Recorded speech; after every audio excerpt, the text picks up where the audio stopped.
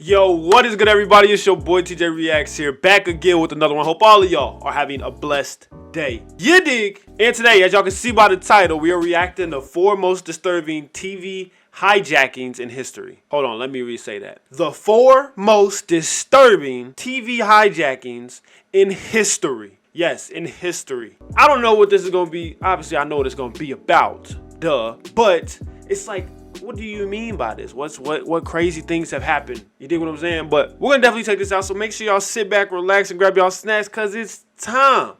Excuse me. For TJ Reacts, you dig? And don't forget to like, comment, and subscribe. Hey man, say man. 4 most disturbing TV hijackings in history. You dig what I'm saying? Let's get into this. Then the defense, which hadn't put up a sack in 12 quarters, finally did. Perhaps the most popular TV hijacking is the Max Headroom incident. It's likely you've seen it before. A man dressed in a suit, sunglasses, and most notably a Max Headroom mask. Max Headroom was a fictional character advertised as the first computer-generated TV presenter. Oh wow, didn't know that. He first appeared in his own movie before the character got his own TV program. Popular back in the mid-80s, it's likely most everyone instantly recognized the mask when on November 22nd, 1987, a sports segment on WGN TV was abruptly hijacked. Oh, This shit. being what appeared on the screens of thousands. McMahon and McKinnon 14-0 Bears. Then the defense, which hadn't put up a sack in 12 quarters, finally did.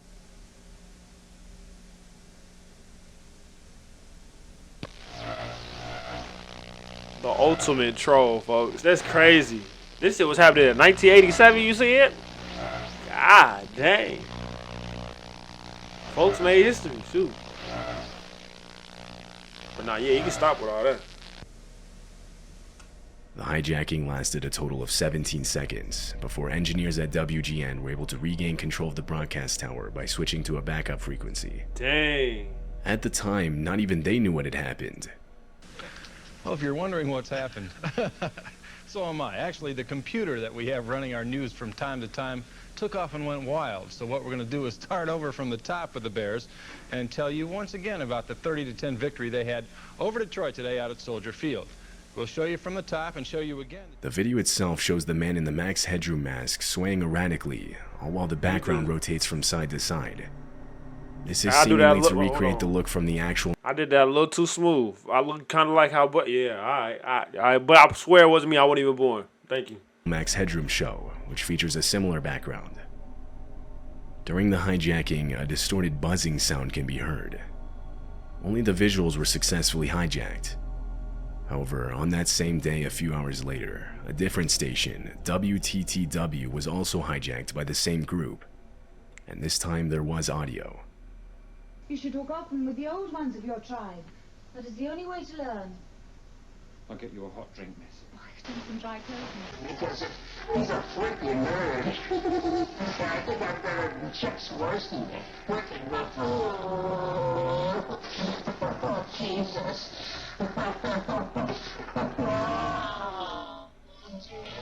Yeah. That's the way.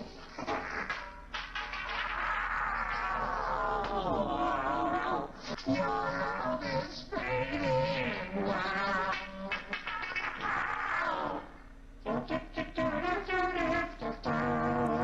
They trolling like a motherfucker.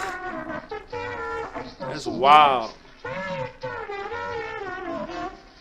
Do any of y'all remember this? Like, if you have, comment down below.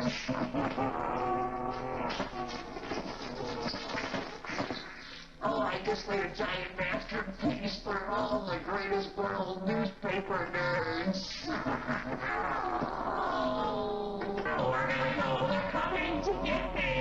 This second incident lasted longer at about 90 seconds. Dang. This is because no engineers were on duty at the time, meaning no one was there to quickly switch to a backup frequency. The motive behind the interruption is unknown, as there isn't really ever one clearly established, even with audio. Many suggest the man was simply rambling on, saying any nonsense sentence that came to mind. Right, he's just a troll. However, others think differently. I think I'm better than Chuck Swirsky. The man mentions Chuck Swirsky, who was a TV reporter employed by WGN. At one point, the man also begins humming the tune to Clutch Cargo, a cartoon that aired on WGN. He followed this with I Still See the X. This is possibly a reference to the last episode of Clutch Cargo aired on WGN, titled Big X.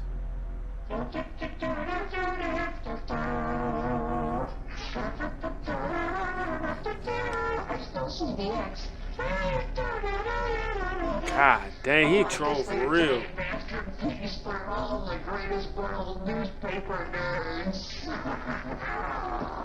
Additionally, the man mentions how he made a giant masterpiece for all the greatest world newspaper nerds. He likely meant World's Greatest Newspaper, or WGN, the first station that was hijacked. Perhaps he felt wronged by the station in some way, and the hijacking was deliberately created for and against WGN. Or maybe everything he said was all nonsense. Whatever the case, the FBI immediately started an investigation, confident they would be able to find whoever was responsible for the interference. But the odds, I'd say, if a guy continues to involve himself, either sporadically or continuously, it's very great that we will determine who it is. Months, years, and now even decades have passed with no sign of who's behind the Max Hedger What? mask.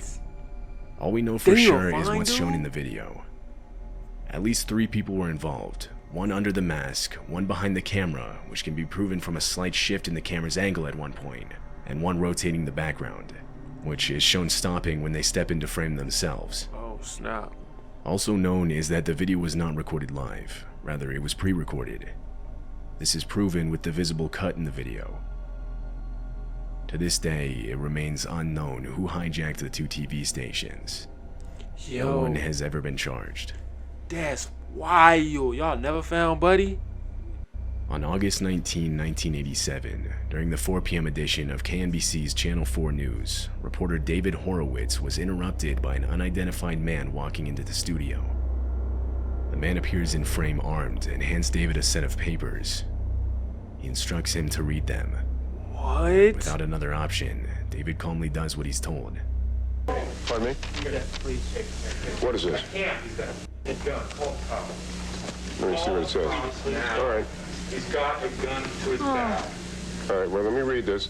Folks, we have someone on the set who's standing here and would like me to read this copy which was just handed to me. You want to tell me your name or not? What is it? And Gary, where are you from?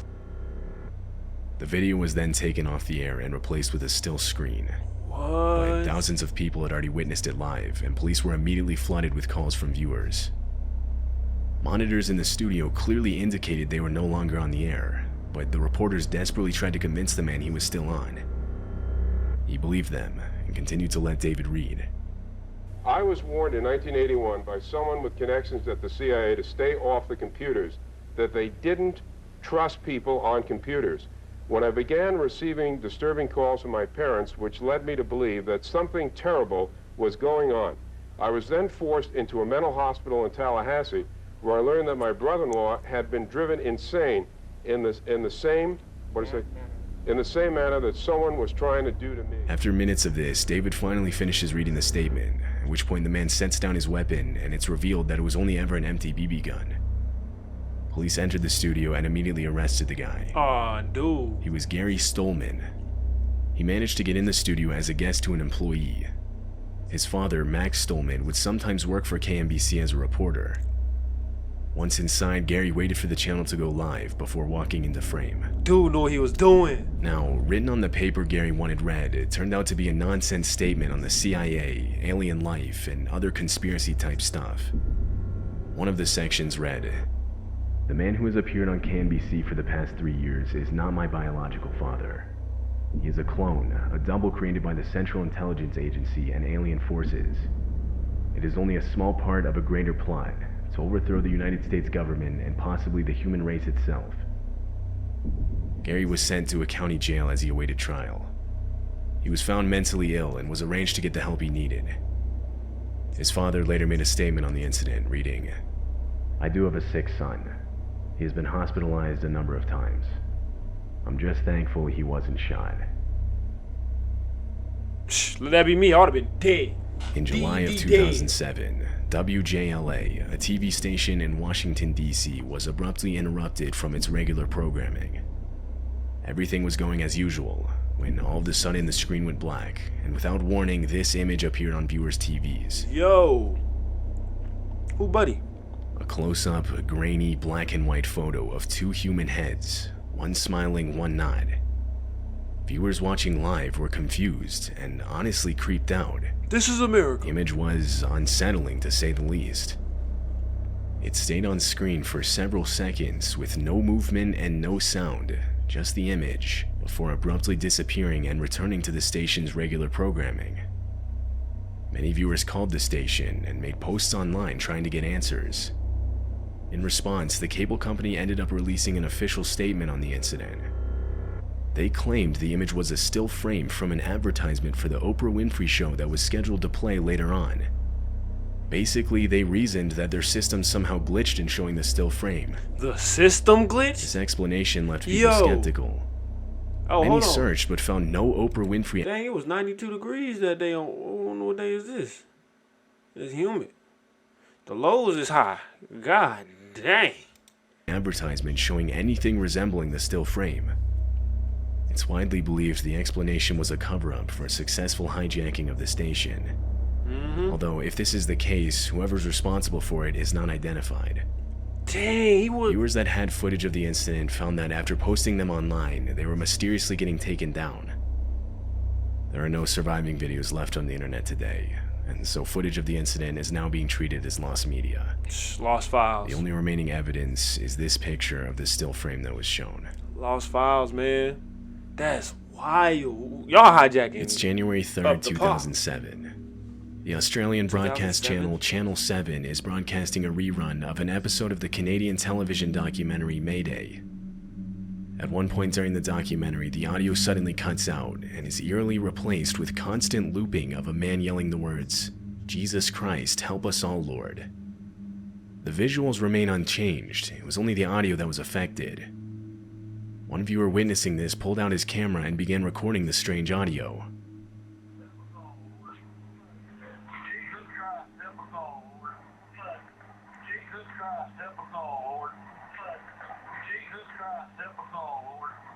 Sounds southern.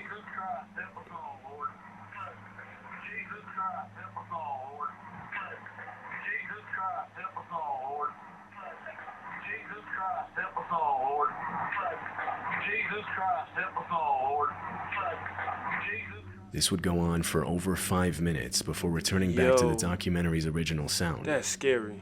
The viewer wrote, "I was channel surfing and heard this weird sound being repeated. It caught my attention as it was very odd, a bit creepy.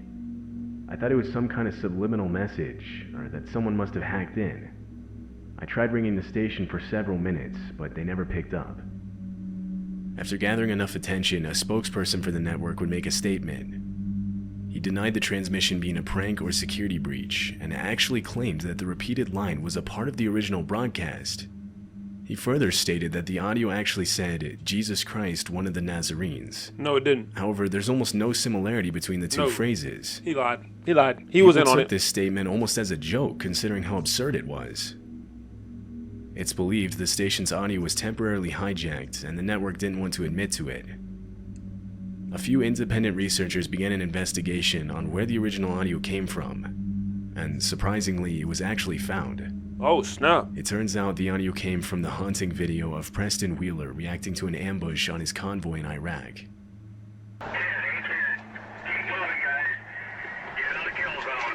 Jesus Christ, help us all, Lord. That's exactly it. This attack occurred after the convoy had made a wrong turn down a dead-end street. Though Preston was fortunate enough to make it out alive. The finding of this video seemed to raise only more questions, like the reason behind why the hijacker chose to use this audio. Yeah. No further information would ever be discovered. The whole situation kinda just slowly died down with no real answers.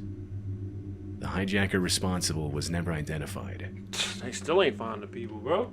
I don't think they found a single motherfucker that did this. Yo, if you can hack like that a whole network and take over thousands of TVs, use that for good, my boy. We at war with all the other motherfuckers. You can hack they shit. Why are you trying to do us? We your people. What's up with that? I don't know, man. That's just wild. Oh, this is wild, bro. Like, if you got that much power, you could just you dig what I'm saying? And you hacking everything, and you, boy, y'all smart as hell. Let me know what you guys think of this. Has any of your stuff ever been hijacked or anything like that? Because that's, I mean, I don't think I was alive during it. I was alive during, I think, the last one. But the first one, I definitely wasn't alive. So if you was alive during that time, do y'all remember any of these at all, though? Anyways, if you guys like this video, please leave a like. If you guys want to see more, definitely leave a like. Subscribe to the channel if you're new or haven't already. Leave a comment down below of the stuff I asked. And just if you want to comment and say, hey, what's up to me, I'll try to respond to everybody. And so I hope you guys enjoyed this. It's been TJ Reacts, and I'm out of here. Peace.